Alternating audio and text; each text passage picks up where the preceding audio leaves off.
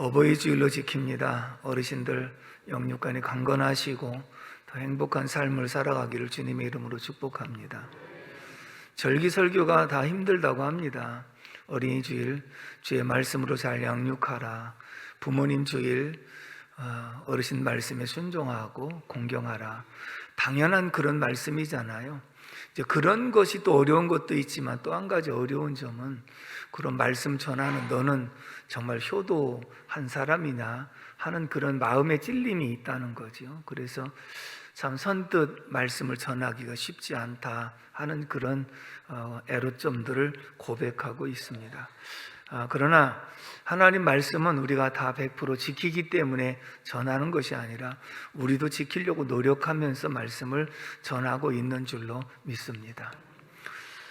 2조 숙종 때 이제 개성 근방에서 있었던 이 얘기입니다. 효자로 소문난 아들이 홀로 어머니를 모시고 사는데 어머니가 먼저 누워서 항상 병수발을 하고 있었던 그런 상황입니다. 어느 날 임금이 그 앞을 지나간다는 소문이 들려서 어머니는 임금님을 먼발치로도 한번 봤으면 좋겠다.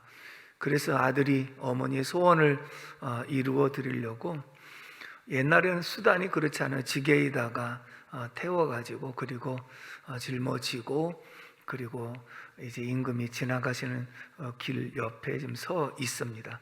임금이 지나가다 그런 광경을 보고 멈추고 나서 자초정 얘기를 들었더니 정말 어머니를 모시는 효자 중에 효자다라고 하는 그런 소문을 듣고 임금이 이미 그 집에 송아지 한 마리하고 쌀 10가마를 하사를 했습니다.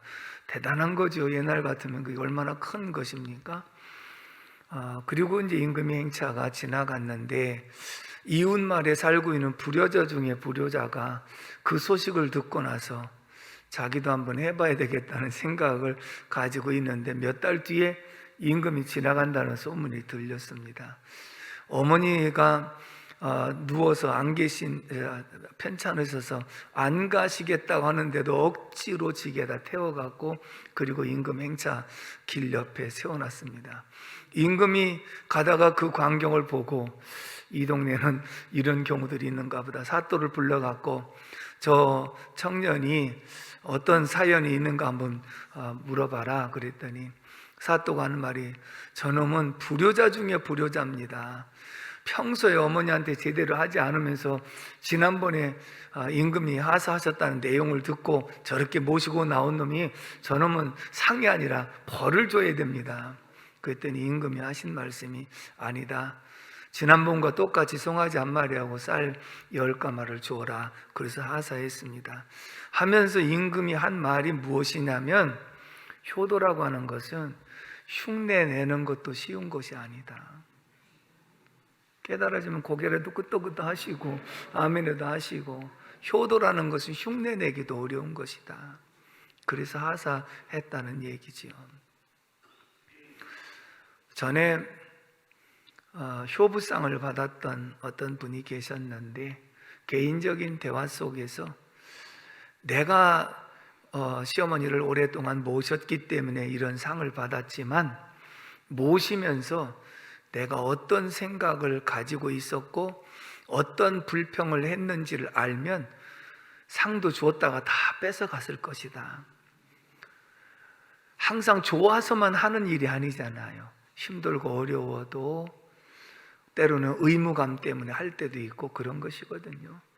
그래서 누구든지 효도라고 하는 것은 흉내 내는 것도 쉬운 것이 아니다 라고 하는 그 말이 굉장히 공감이 갔거든요.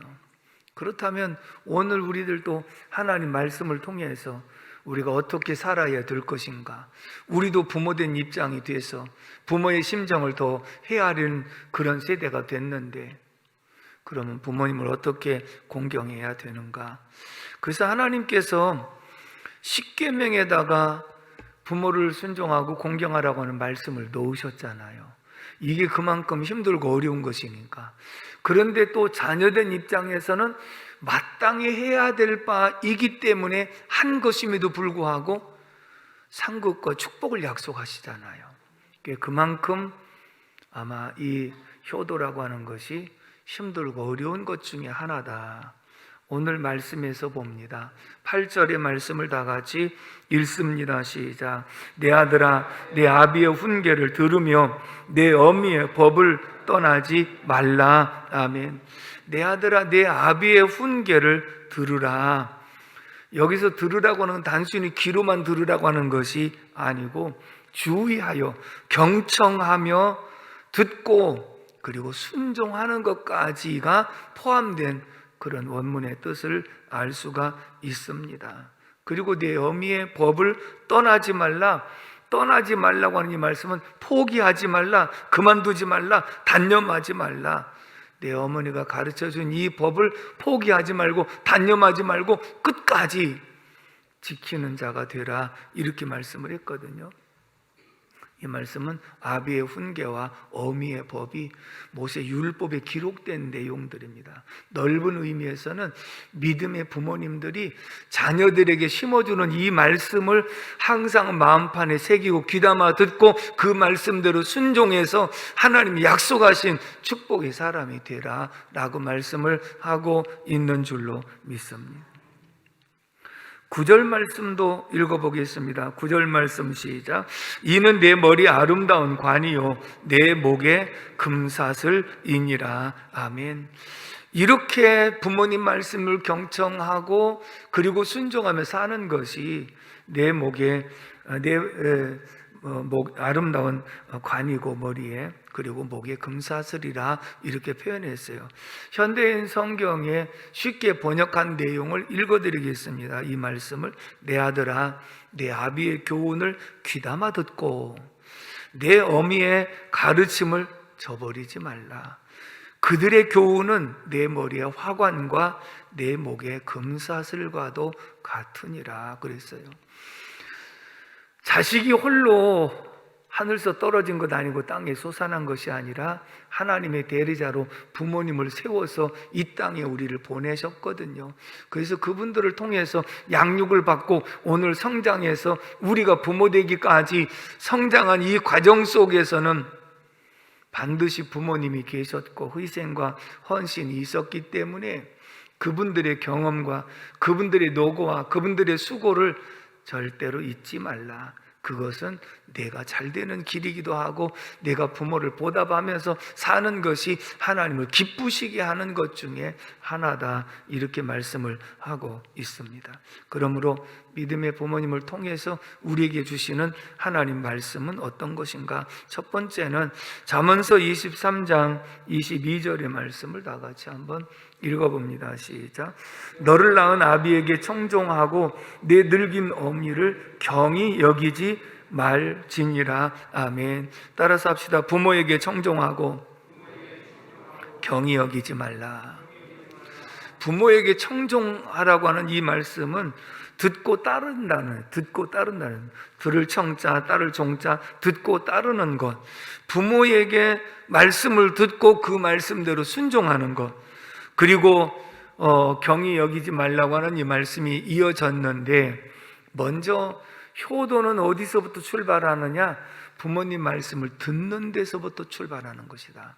효도는 부모의 말씀을 듣는 것부터가 시작이 된다. 여러분, 부모님 연세가 많이 드시면요, 첫째는 대화의 상대가 없어지는 거예요. 자녀들은 다 직장과 학교로 손주들까지 가고 낮에 혼자 계시니까 누구를 만날, 더군다나 우리 믿는 사람들 같은 경우에는 경로당도 잘 안 가시잖아요. 그러니까 만나는 사람들이 없으니까 굉장히 외로우신 것이거든요. 그래서 어쩌다가 대화의 상대를 만나면 한도 끝도 없이 계속 말씀을 하시는 거예요. 대화가 고프신 거지요. 그렇기 때문에 진정 효도는 부모님을 자주 뵙고 부모님이 하고 싶어 하시는 말씀을 계속해서 들어주는 것이 효도 중에 효도다, 이렇게 말씀, 공감하십니까? 들어주는 거. 여러분, 상담의 기본은 들어주는 거예요. 그래서 내담자의 하고 싶은 말을 들어주면, 그것만 다 들어줘도 80, 90%는 치유가 되는 거라고 그랬거든요. 그렇기 때문에 듣는 것이 얼마나 큰 것인가 하는 것을 보여주고 있거든요. 그러므로 대화의 상대가 없다 보니까 외롭고 또 굉장히 소외감을 느끼시는 부모님들 찾아뵙고 말씀을 들어주는 것서부터가 효도의 출발이다, 이렇게 말씀을 하고 있습니다. 경히 여기지 말아야 된다고 하는 것, 멸시하지 말고 무례하게 대하지 말라라고 하는 말씀이에요. 여러분, 부모님도 젊고 능력 있고 경제권이 있고 그러면요, 자녀들이 아무도 부모를 경히 여기는 자녀는 없어요. 이제는 늙고 병들고 가진 것 없고 모든 것 다 자녀들을 위해서 희생하시고 헌신하고 껍데기밖에 없는 이런 상황 속에서 정말 우리를 위해서 이렇게 희생하고 헌신하셨으니 이제는 저희들이 잘 모시겠습니다는 마음을 갖는 것이 마땅함에도 불구하고 자꾸 어르신들의 특징이 하신 말씀 또 하시고 하시는, 기억력이 없으셔서 그런데요, 하고 난 얘기도 다 잊어버렸고 돌아서도 잊어버리고 또 하시고, 그 다음에 목소리가 크신 이유는 당신의 귀가 잘 안 들리니까 크게 말해야 상대방이 전달되는 것처럼 느껴지기 때문에 그렇다는 것이거든요. 그렇기 때문에 일단은 듣는 데서부터 효도가 출발이고, 그 다음에 가볍게 여기지 말고, 부모님이 능력이 있고 경제권이 있고 힘이 있을 때 내가 대하던 태도나 힘이 없으시고 경제권도 없으신 이런 상황 속에서도 대하는 태도는 변함이 없는 것이 효도 중에 효도인 줄로 믿습니다. 어느 교회 목사님 간증 속에 이런 내용이 있습니다. 한 번은 교회 등록한 지 한 2년쯤 되는 성도의 가정에 신방을 가셨는데, 신방 끝나고 이런저런 대화를 나누면서 요즘 자신이 교회 다니기가 너무 어렵다고 하는 그런 말을 하면서, 어렸을 적에 아버지가 주사가 굉장히 심하신 편이었기 때문에 사흘이 멀다 하고 술을 매일같이 드시고 들어오셔서 집안 살림을 다 때려 부수고, 그도 성이 안 찬다고 그래서 어머니를 때리고 아이들을 때리고, 그렇기 때문에 하루도 마음 편할 날이 없이 성장했다. 그래서 공고를 졸업하고 취업을 하자마자 집에서 나와가지고 그 뒤로 부모님과 인연을 끊고 한 번도 부모님을 찾아가지 않았다. 그런데 그러다가 중간에 이제 예수 믿는 색시를 얻어갖고 결혼을 했고, 그리고 자녀들을 두었는데 그래도 교회를 안 나가다가 이제 나이가 좀 들어가면서 아내를 따라서 교회를 나오게 되었는데, 교회에 오자마자 목사님 설교하는 내용이 부모 잘 공경하라고 하는 설교를 하시니까 자기 표현으로 내가 미치겠다는 거예요. 아니, 그럴 만한 부모여야 섬기는 거지. 나 같은 경우에 정말 아버지가 그렇게 힘들게 하고 고통만 안겨준 부모님인데 어떻게 그 부모님을 공경할 수 있습니까? 그런데 또 그 설교가 자주 있다가 보니까 아마 어버이 주일쯤 나왔는지 모르겠어요. 그러니까 본인의 마음속에 굉장히 괴롭다고 하는 얘기를 하면서 교회 다니기가 참 힘든다고 하는 그런 고백을 했다는 거예요. 근데 이제 자기 문제가 하나 생겼습니다. 자기는 아버지 때문에 술을 마시지 않았어요. 잘한 거잖아요. 술 마시지 않았습니다. 그리고 열심히 일해가지고 돈 벌었습니다.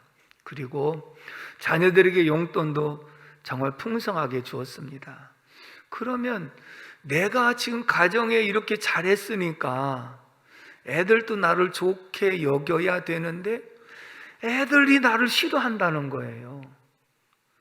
싫어하는 이유 중에 하나는 왜 할아버지 할머니를 안 찾아보는 것, 애들 입장에서 그렇게 생각하는 거예요. 그러니까 자기는 지금 교회 나오면 부모 공경하라고 그래서 미치겠고, 그 다음에 집에 가면 또 애들이 또 왜 할아버지 할머니 안 찾아뵙느냐고 또 이렇게 부시하고, 그러니까 안팎으로 너무 힘들고 어렵다 하는 얘기를 했습니다.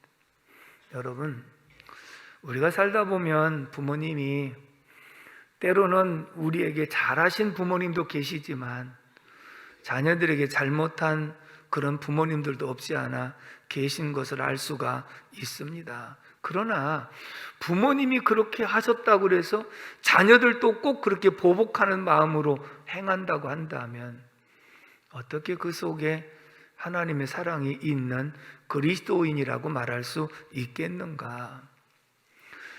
전에 제가 한번 들었던 그 간증 가운데 시아버지가 그렇게 주사가 심했던 그런 분이었는데 며느리가 들어오면서 직접 술을 받아다가 집에서 대접을 하면서 아버지의 말을 들어드리기 시작을 했습니다.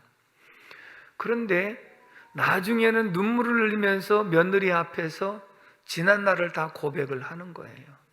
자기는 누구에게도 이런 마음에 있는 얘기를 하고 싶었지만 아무도 들어주는 사람이 없었기 때문에 그 마음의 고통을 술로 달래느라고 이렇게까지 지금까지 해왔다고 그러면서 내가 내 말을 다 들어줘서 내 속에 있는 이런 상처가 치유가 되어지므로 이제는 내가 술도 끊을 것이고 너를 따라서 내가 교회를 가겠다고 이렇게 말씀한 케이스도 있었거든요. 그 얘기는 뭐냐면 들어주는 데서부터 치유가 되어졌고 어른들의 말씀을 청종하는 데서부터 효도가 시작이 되어졌고 그리고 나서 변화가 일어난 모습이 들어주는 것이 이렇게 귀한 효도 중에 효도가 되어진 줄로 믿습니다. 다시 말하면 이제 우리 연세 드신 부모님들이 생각할 때 대개 어떤 부모가 자식을 남들보다 많이 안 가르치고 싶었던 부모가 어디 계셨겠어요? 내가 아무리 가르치고 싶어도 환경이 따르질 않으니까 여건이 되지 않아서 못 가르친 거죠.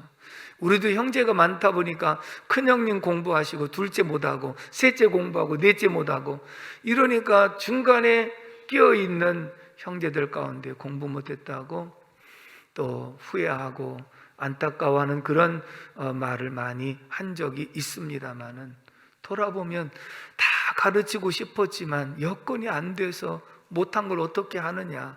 그러나 자식된 입장에서는 그래도 나를 가르쳤어야지 라고 하는 얘기를 할 수는 있겠지만 중요한 것은 부모 공경에는 들어주는 것, 그 다음에 부모님을 이해하려고 노력하는 데서부터 출발이 되는 줄로 믿습니다.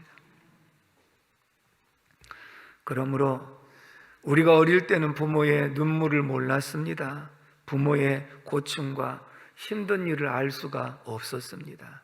그러나 이제는 우리가 직접 부모가 되어서 자식을 길러보니까 부모의 고충이 무엇인지 알 수 있었고 부모님이 남몰래 흘리셨던 눈물의 의미가 무엇인지를 우리는 스스로 이제는 알았지 않습니까? 그렇다고 한다면 부모의 말씀에 청종하고 그리고 경히 여기지 않는 삶으로 살아갈 수 있기를 주님의 이름으로 축복합니다. 두 번째입니다. 잠언서 23장 25절의 말씀을 다 같이 읽습니다. 시작. 내 부모를 즐겁게 하며 너를 낳은 어미를 기쁘게 하라. 아멘. 따라서 합시다. 부모를 즐겁게 기쁘게 해드리라. 그게 효도예요. 여러분 어렸을 때 효도는 엄마 앞에 짝짝꿍, 아빠 앞에 짝짝꿍, 도리도리 이게 효도였어요. 그렇잖아요. 아이들 때는 그냥 너희들이 있는 것만으로도 기쁨이 됐으니까 그것이 효도지만 이제는 부모님 연세가 드시고 아무것도 가진 것이 없는 이런 상황이 될 때는 너희들이 부모의 필요를 채워드리는 것이 이게 효도가 아니냐. 그러므로 부모를 즐겁게 하고 기쁘게 해드려라. 결국은 부모님에게 순종하고 공경은요 모든 인생의 기초가 되는 거예요. 왜 그러냐? 내가 부모님 말씀에 순종하는 것을 배운 사람은요 이웃 어른들과 그리고 상사들의 말을 순종할 줄 알아요. 사회에 적응을 잘할 수 있다는 거지요. 부모님을 잘 공경할 줄 아는 사람은 이웃의 어른들을 공경하고 상사들을 공경할 줄 알아요. 그래서 모든 이 효도의 기초는 내 인생의 기초를 놓은 것이고 어디서든지 환영받는, 인정받는 삶이 되어지는 줄로 믿습니다. 약속 있는 하나님의 첫 계명이기도 하지만 이 땅에서도 그렇게 살아가는 모습 속에는 인정받을 수 있다는 것을 보여주는 말씀인 줄로 믿습니다.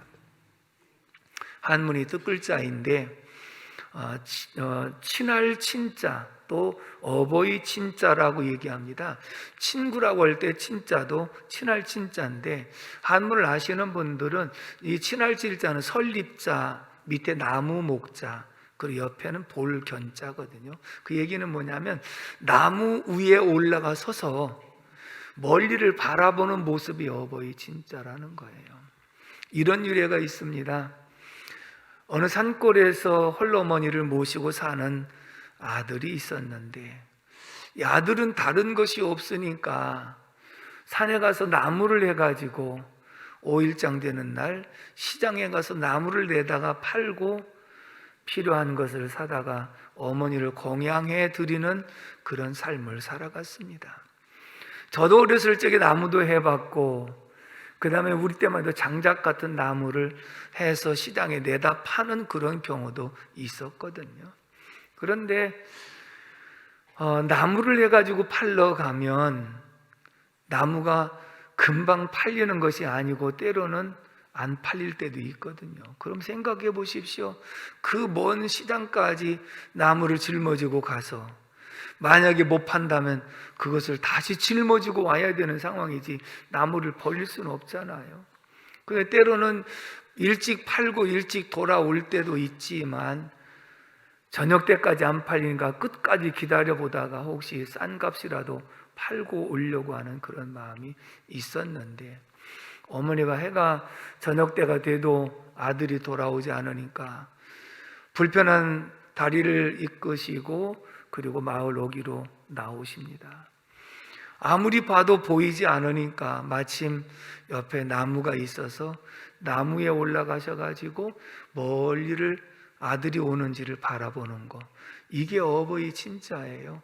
나무 위에 올라가 서서 바라보는 이 모습이 어버이의 모습이라는 거예요. 그래서 이제 아들이 보이기 시작을 하고 아들이 나무를 팔아서 어머니가 좋아하시는 음식 장만을 해가지고 돌아옵니다.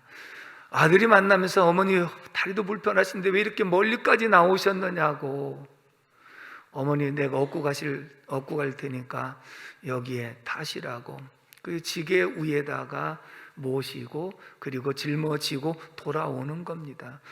효도 효자는요, 늙을 노자 밑에 아들 자자입니다. 늙으신 부모님을 등에다 업고 있는 모습이 효도 효자예요. 그러니까 어버이 친자는 자식을 바라보는 탕자의 아버지가 날마다 동구 밖에서 자식을 기다리는 모습과 같이 항상 돌아오지 않으면 언제 올는지 궁금해서 수시로 나가보는 것이 부모의 심정이고, 그래도 효도하는 아들은 그 어머니를 다리 아파서 지게에다가 모시고 그리고 짊어지고 돌아오는 이런 모습이 얼마나 아름다운 모습입니까? 이것이 바로 하나님이 부모를 공경하라고 하는 이 말씀의 아름다운 가정, 화목한 가정, 그리고 행복한 삶을 누리게 하기 위해서 주신 말씀인 줄로 믿습니다. 동화에 나무와 소년이라고 하는 동화가 있습니다. 그런데 이 동화의 내용 속에는 한 그루의 사과나무가 있었고, 그리고 그 사과나무 앞에 와서 매일 찾아오는 소년이 있었습니다. 참고적으로 이 말씀을 들을 때 사과나무는 어머니를 상징하고 있고요, 소년은 자식을 상징하고 있습니다. 그래서 사과나무가 있을 때 이 소년은 매일같이 사과나무에게 와서 늘 기뻐하고 행복해 했습니다.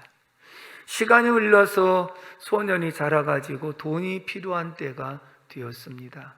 그래서 이 소년은 사과나무에게 와서 의논을 합니다. 돈이 필요하다고. 그랬더니 사과나무가 하는 말이, 내 가지에 달려있는 사과를 따다가 팔아서 돈을 마련하렴. 그랬더니 소년은 기뻐가지고 사과를 열심히 따가지고 내다가 팔아서 원하는 돈을 마련하게 됩니다. 그로 인해서 소년은 너무나도 기뻐합니다. 기뻐하는 소년의 모습을 본 사과나무는 한없이 행복해합니다. 부모는 자식이 필요하다는 것 할 수 있으면 다 해주면서도 자식이 기뻐한다면 그게 행복한 마음을 갖는 것이 부모의 심정이거든요. 그러다가 이 소년은 이제 거처할 집이 필요하게 되었습니다. 그래서 이 소년은 다시 사과나무에게 가서, 사실은 내가 거처할 집이 필요한데 아무것도 가진 것이 없다고 그랬더니, 그러면 내 가지를 다 잘라 가지고 그걸 가지고 집을 지어라. 그래서 소년은 그 말을 듣고 사과나무의 가지를 다 잘라 가지고 그리고서 돌아가서 거처를 만들었습니다. 거처를 만든 소년은 너무나도 기뻤습니다. 거처를 만들고 기뻐하는 소년을 바라본 사과나무는 너무나도 행복해 했습니다. 내가 희생이 되더라도 내가 기뻐한다면, 내가 헌신이 돼서 내가 잘 살 수만 있다면 나는 그것으로 족하다라고 하는 그런 고백이겠지요. 그러다가 어느 날 소년이 다시 필요한 것이 있습니다. 내가 먼 나라, 먼 세상을 한번 두루 항해를 한번 해보고 싶다. 그래서 사과나무에게 찾아와서, 사실은 여차저차해서 내가 먼 나라를 한 번씩 돌아보고 항해를 한번 하고 싶은데 배가 없습니다. 그랬더니 사과나무는, 그러면 내 이 몸을 다 베어가지고 배를 만들어서 항해를 한번 해보렴. 그 말을 듣고 이제 청년이 된 이 소년은 사과나무 전체를 싹 베어가지고 그것을 배를 만들어가지고 그리고 열심히 항해를 합니다. 나이가 들어서 많은 풍파에 시달리고 힘들고 고생하면서 다시 고향으로 돌아와서 보니까 나무 등컬만 남아 있습니다. 사과나무는 가지를 잘라줬지요. 열매 줬지요. 그리고 나무 둥치까지 다 잘라서 배를 만들려고 줬지요. 남은 것은 뿌리하고 나무 둥치만 있습니다. 근데 아들은 나무 둥치에 와가지고 걸터 앉으면서 기뻐합니다. 내가 비로소 안식을 여기서 누리는구나.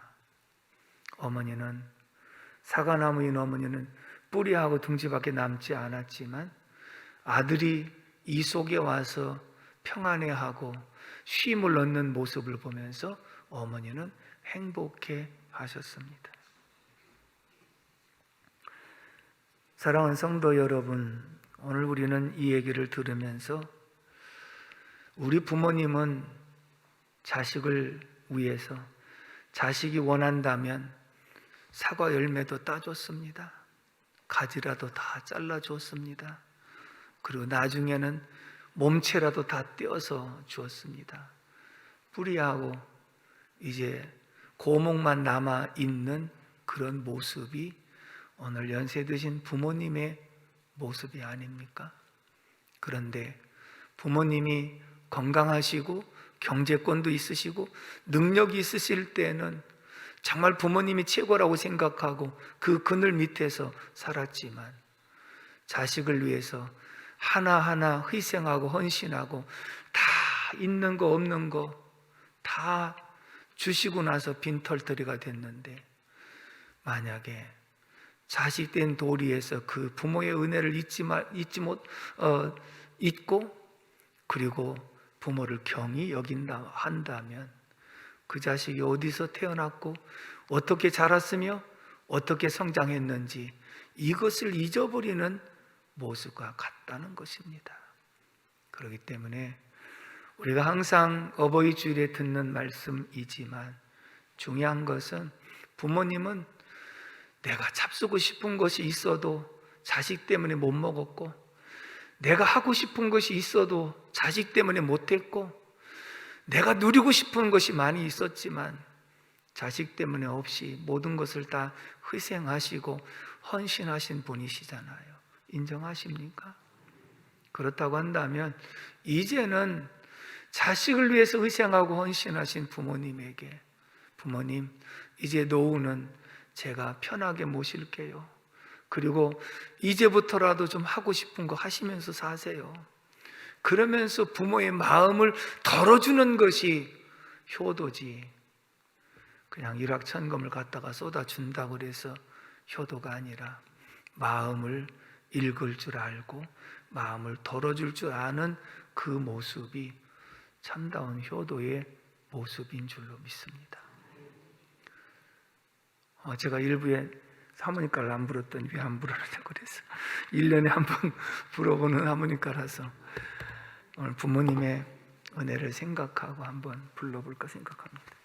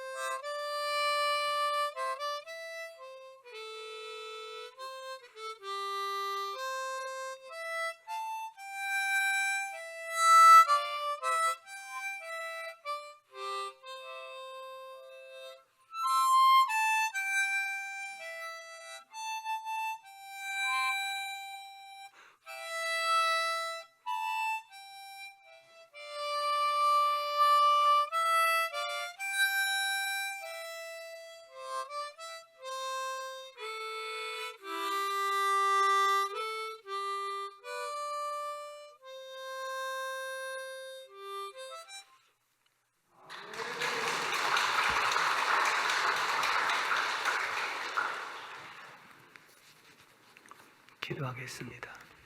하나님 아버지, 은혜와 사랑을 진심으로 감사를 드립니다. 어버이 주일을 지나면서 부모의 은혜를 다시 한번 기억할 수 있는 시간 주신 거 감사합니다.